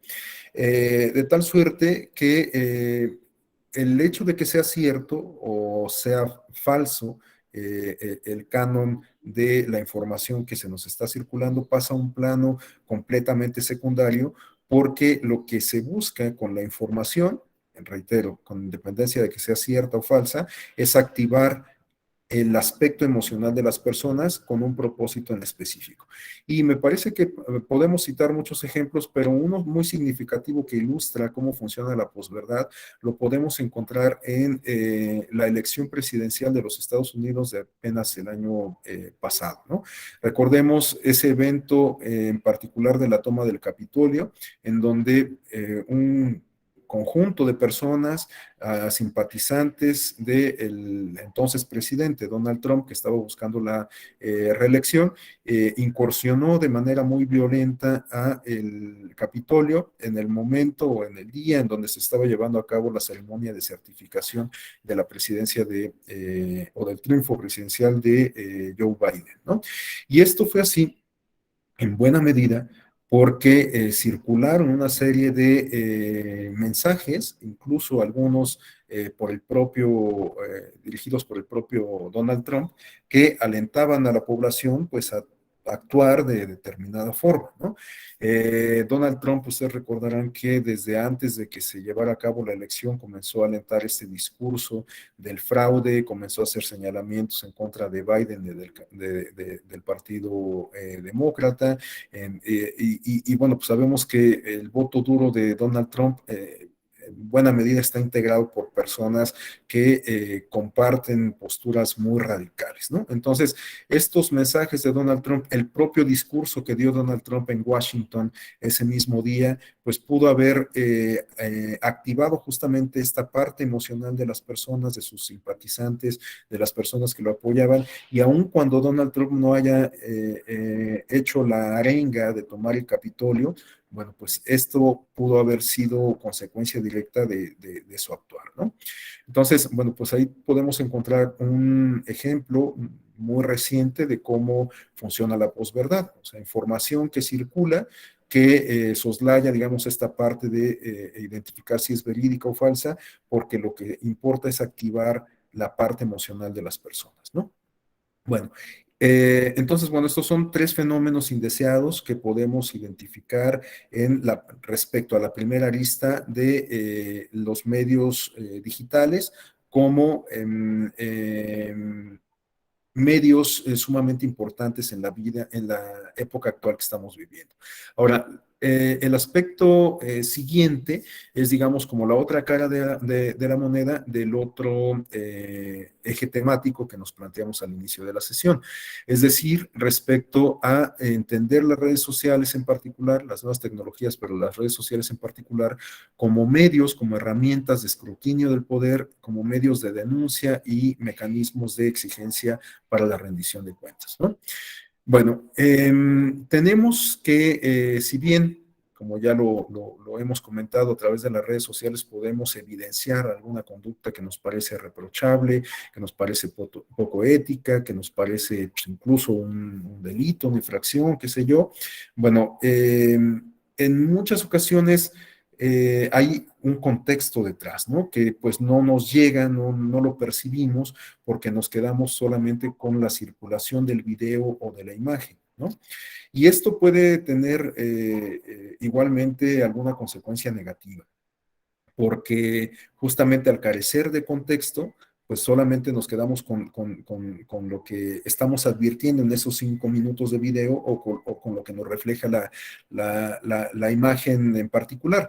Y bueno, esto creo que lo puedo ilustrar de mejor forma retomando el contexto de las elecciones de los procesos electorales y las denuncias que se hacen respecto a posibles conductas infractoras o respecto a fraudes electorales.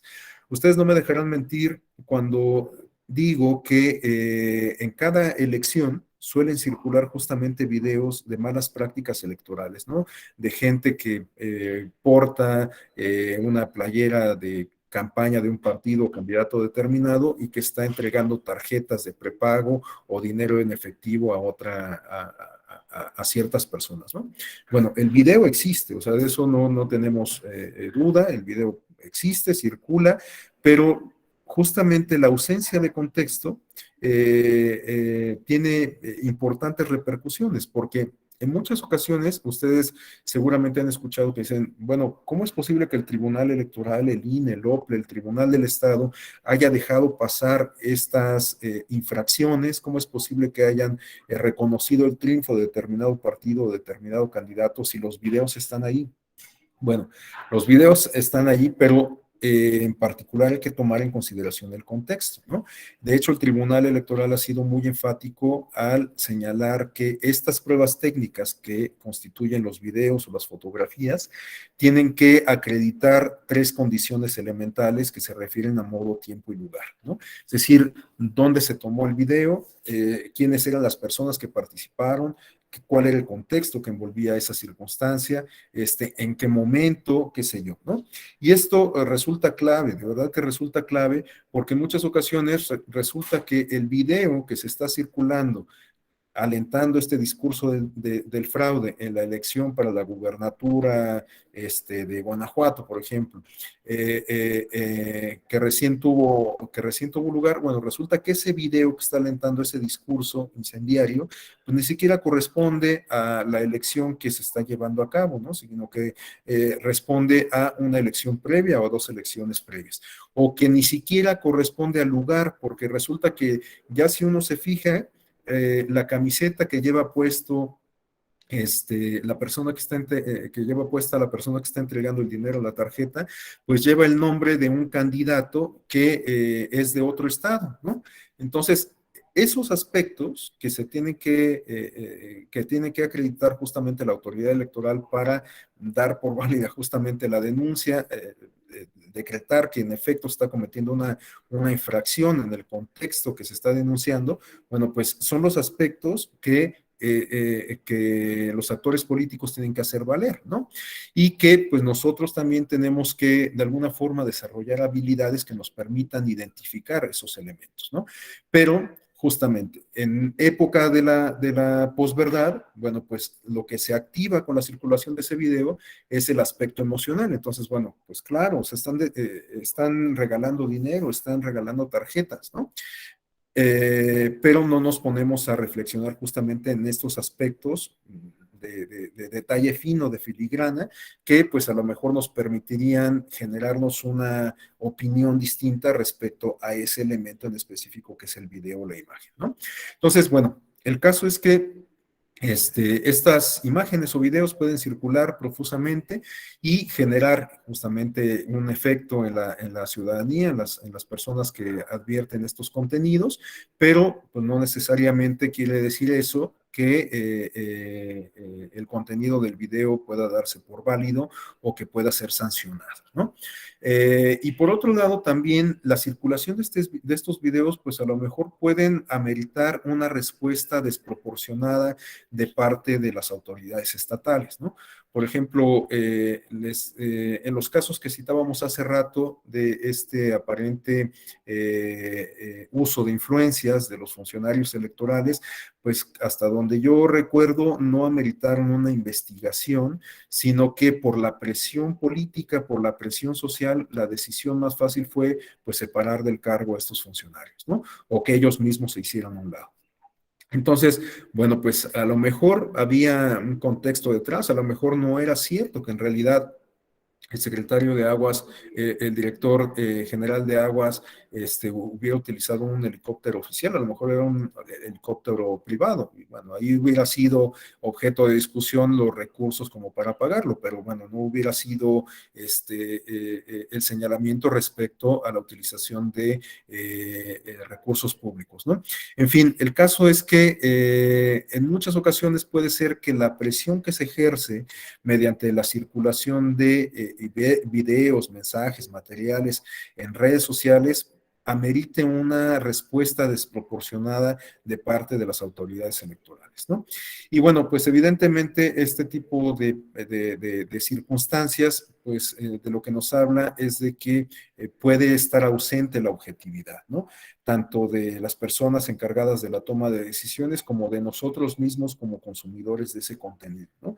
Es decir, claro, pues si nosotros apoyamos al candidato que perdió la elección y nos llega un video en donde se ve que el partido que lo postuló está, o militantes del partido que lo postuló están cometiendo una práctica irregular, bueno, pues damos por hecho que sí, que en efecto fuimos objeto de una irregularidad, de una infracción, ¿no? Pero justo no nos ponemos a analizar estos detalles con más frialdad, con más objetividad, ¿no? Y bueno, pues todo esto se traduce evidentemente en desinformación.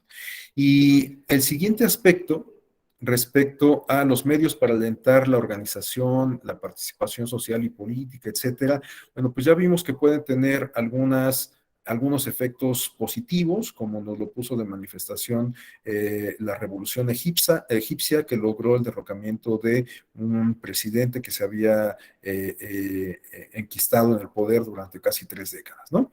Pero también lo cierto es que la movilización política que se genera o que se alienta desde las redes sociales puede ser objeto de manipulación, ¿no? Puede ser que alguien que advierte que se está generando una convocatoria importante que está unificando intereses, personas, demandas, etcétera, bueno, pues puede ser que alguien, algún oportunista, algún advenedizo, trate de hacerse de ese movimiento, de sumarse y de incluso atraerlo hacia su causa, ¿no?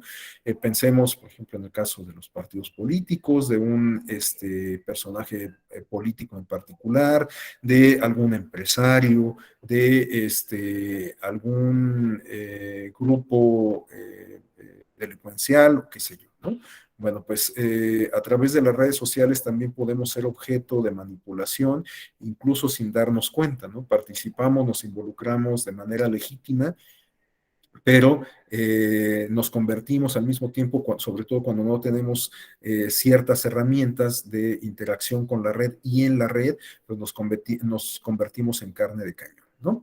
Y bueno, también a través de las redes sociales, pues se pueden generar ídolos de barro, ¿no? Se pueden generar liderazgos que en realidad no representen los intereses de la población, de amplios colectivos sociales, pero que pues empiezan a ser encumbrados por las tendencias que se generan en redes sociales, o qué sé yo. Entonces, bueno, pues también las redes sociales pueden convertirse en mecanismos de manipulación, de control político, de control social, de control cultural. Y de hecho, bueno, pues esto se pone todavía de mayor manifiesto en experiencias como la de Cambridge Analytica, ¿no? Aquí, bueno, no propiamente es que alguien se haya aprovechado de algún movimiento que había encontrado su origen en el ámbito digital, pero lo que sí tenemos acá es que la información que se genera en el ámbito digital, los perfiles que se generan en el ámbito digital, bueno, pues pueden ser finalmente una moneda de cambio que nos coloca en una situación de riesgo, ¿no? El caso de Cambridge Analytica, para quien no lo conozca, bueno, pues lo podemos resumir de manera muy sencilla diciendo que es una empresa que se encargaba de brindar asesoría en términos justamente de mercadeo, de estrategia política y demás, ¿no? Era una compañía que, pues incluso aquí en México tuvo participación, fue contratado por algún partido y una figura política en su momento, ¿no?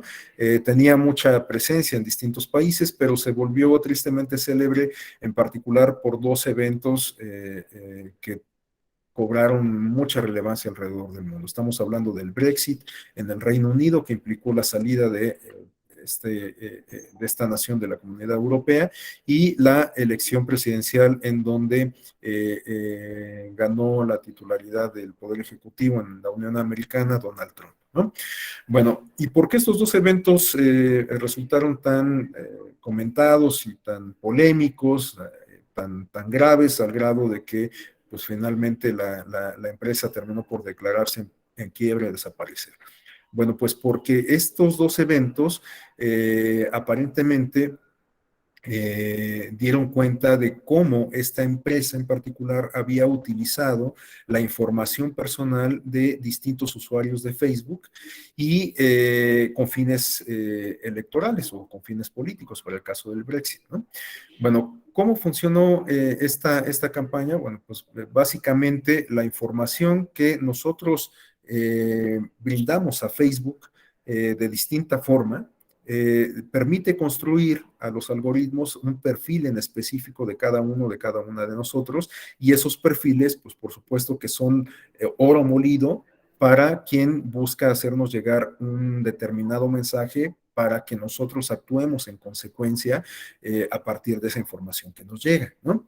De tal suerte que todo lo que nosotros posteamos en Twitter, todo lo que nosotros buscamos en Google, todo lo que nosotros consumimos en Netflix, todo lo que nosotros retuiteamos en Twitter, bueno, pues contribuye a que los algoritmos construyan un perfil determinado de nosotros, ¿no?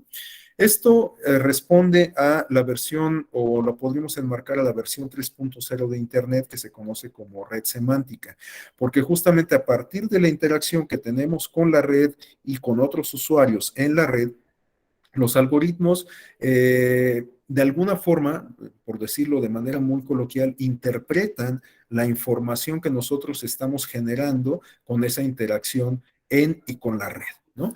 Y por eso es que cuando compramos determinado producto, un mouse, a través de una plataforma electrónica como eBay, como Amazon, como Mercado Libre, bueno, pues después la propia plataforma nos hace sugerencias de productos a partir de este que acabamos de comprar, ¿no? Entonces, nos hace productos de otros modelos de mouse, nos hace sugerencias de productos de laptops, de cables USB, qué sé yo, ¿no?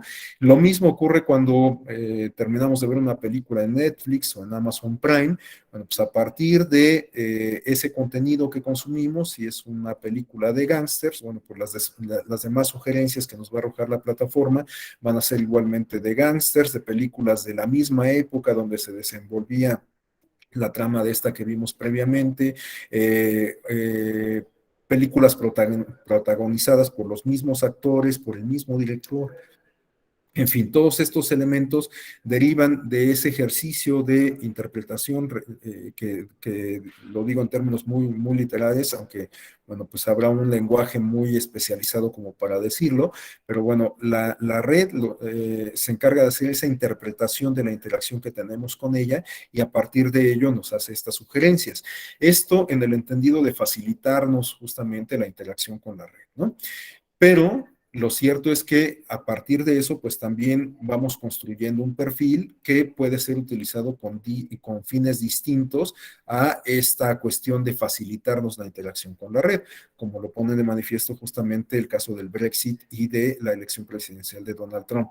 ¿Qué fue lo que pasó ahí? Bueno, pues que a partir de esa interacción que tenemos en Facebook, a partir de lo que posteamos, a partir de la gente con la que convivimos, bueno, pues se crearon perfiles para identificar cuál era qué población era más proclive a definir el sentido del voto en favor de que de que el Reino Unido saliera de la Unión Europea, o bien de que votaran por Donald Trump para el caso de la Unión Americana, ¿no? Entonces, bueno, esto, a la luz de esas experiencias, pues ha motivado a que tanto los estados como la propia empresa de Mark Zuckerberg hubiese adoptado mecanismos para, pues, tratar de prevenir en lo futuro otros fenómenos similares. Pero lo cierto es que conforme va avanzando el avance tecnológico, pues van surgiendo nuevas tendencias, nuevos mecanismos, nuevas herramientas que pues nos van a plantear escenarios distintos, ¿no? Pero, y esto pues nos representa un reto importante, en particular para la democracia, porque bueno, pues quizás podamos estar sujetos a una manipulación política o electoral sin darnos incluso cuenta, ¿no? Pero bueno, para explicar esto de mejor forma, quisiera compartirles un video que igual dura alrededor de 6 minutos, 4 minutos y medio, y ilustra muy bien y de una manera mucho más clara todo esto que les acabo de comentar, ¿no? En dónde queda nuestra privacidad, en qué medida nos volvemos vulnerables cuando interactuamos con otras personas en la red o con la misma red a partir de la navegación que nosotros desplegamos en ella. Bueno, pues algunos de estos temas son los que se abordan en este video. Bueno, se los voy a compartir a continuación. Los psicólogos definen la personalidad como una combinación de tus pensamientos, sentimientos y comportamientos. Y con cada clic, Facebook te conoce cada vez mejor. Sin embargo, es ilegal que los anunciantes en Facebook se dirijan a ti en función de tus rasgos de personalidad. Lo que aún no es ilegal es que lo hagan en función de tus intereses. Por ejemplo, a qué películas les das me gusta o a qué celebridad sigues. Pero, ¿y si hubiera otra manera? La compañía Cambridge Analytica utilizó un algoritmo capaz de crear perfiles psicológicos de los usuarios a partir solo de sus interacciones de Facebook. ¿Cómo funciona? La prueba de personalidad de los 5 grandes ha sido utilizada por psicólogos durante años. Te puntúa en 5 rasgos principales. Apertura al cambio, ¿estás dispuesto a vivir nuevas experiencias? Escrupulosidad, ¿qué tan perfeccionista eres? Extraversión, ¿te encantan las fiestas? Amabilidad, ¿eres solidario? Inestabilidad emocional, ¿te preocupas o te enojas fácilmente? Mezclados, estos rasgos amplios clasifican a las personas en tipos de personalidad. Por ejemplo, esta es una personalidad aventurera. Es abierta, un poco neurótica y ama la variedad. O un protector, agradable, extrovertido, piensa en los demás. O una ejecutiva, concienzuda y abierta, es una líder natural. ¿Y el algoritmo? Varios estudios dicen que es impresionantemente preciso. Con solo 10 me gusta, puede deducir qué tipo de persona eres mejor que tus compañeros de trabajo. Con 150 me gusta, es más preciso que tus padres. Y con 300 me gusta, es mejor para predecir tu personalidad que tu pareja. Pero todos los días compartimos mucho más que me gusta. Nuestra huella digital es una enorme red de publicaciones, enlaces compartidos, mensajes, fotos, que proporcionan a Facebook más información sobre quiénes somos. Cambridge Analytica fue contratada por la campaña del presidente Trump para las elecciones estadounidenses de 2016.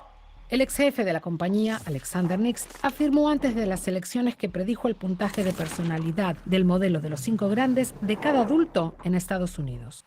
¿Pero qué hicieron con toda esa información? En Facebook se publicaron cientos de anuncios cada día dirigidos a tipos de personalidad específicos, adaptados a los miedos necesidades y emociones más íntimos de las personas. Por ejemplo, una de las promesas clave de Donald Trump era defender la segunda enmienda, el derecho individual a portar un arma. Entonces, el puntaje de los 5 grandes de un usuario dictaba qué anuncio aparecía en su muro. Por ejemplo, la aventurera, la persona de mente abierta, a menudo impulsiva, a veces nerviosa, podría haber visto algo como esto. Un anuncio con el mensaje de que la libertad debe estar protegida de amenazas externas.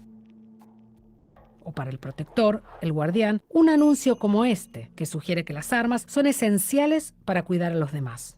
Y finalmente, la ejecutiva, la planificadora de pensamiento racional, recibe un mensaje sobre cómo proteger a su familia y su futuro.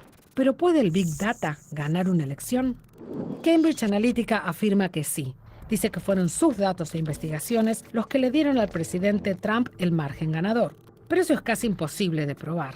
Nadie puede rastrear en retrospectiva quién votó de qué manera debido a qué anuncio. Hay demasiadas variables. Los partidos políticos de todo el mundo considerarán las lecciones de Cambridge Analytica. Las posibilidades del Big Data están allá afuera, pero ¿cambiarán los anuncios que veas tú en las próximas elecciones? ¿Y esos anuncios lograrán cambiar tu opinión?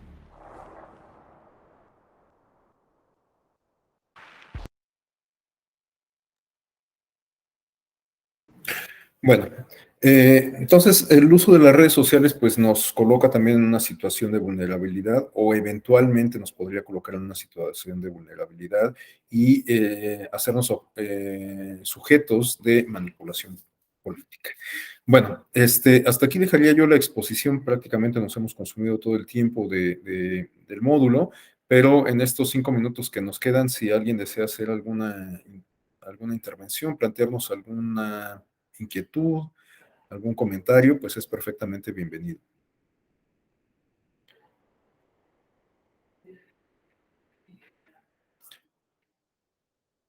Bueno, si no hubiera intervenciones, no me resta más que agradecerles el favor de su atención.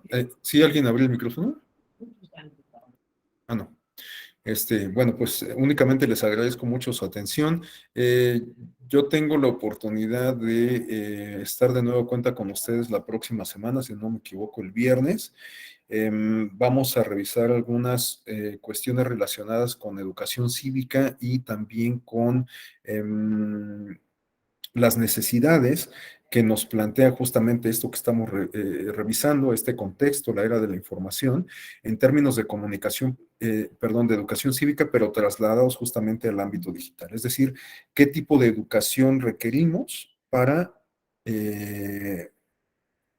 saber utilizar las nuevas tecnologías, pero también para interrelacionarnos a través del uso de las nuevas tecnologías, ¿no? O sea, no solamente tenemos que saber cómo darle clic al mouse, sino también tenemos que saber qué repercusiones o qué consecuencias podría tener el que le demos clic al mouse en determinados contenidos, ¿no?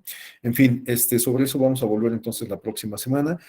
Bueno, pues simplemente les agradezco mucho el favor de su atención, les deseo un excelente fin de semana, me comprometo a que las próximas clases, sí voy a dejar un tiempo más amplio para la interacción, para que pues esto sea más dinámico, pero bueno, pues por lo pronto nos despedimos, muchas gracias, nos vemos la próxima semana. Muchas gracias. Gracias, maestro. Maestro, muchas gracias. Buena tarde. Muchas gracias.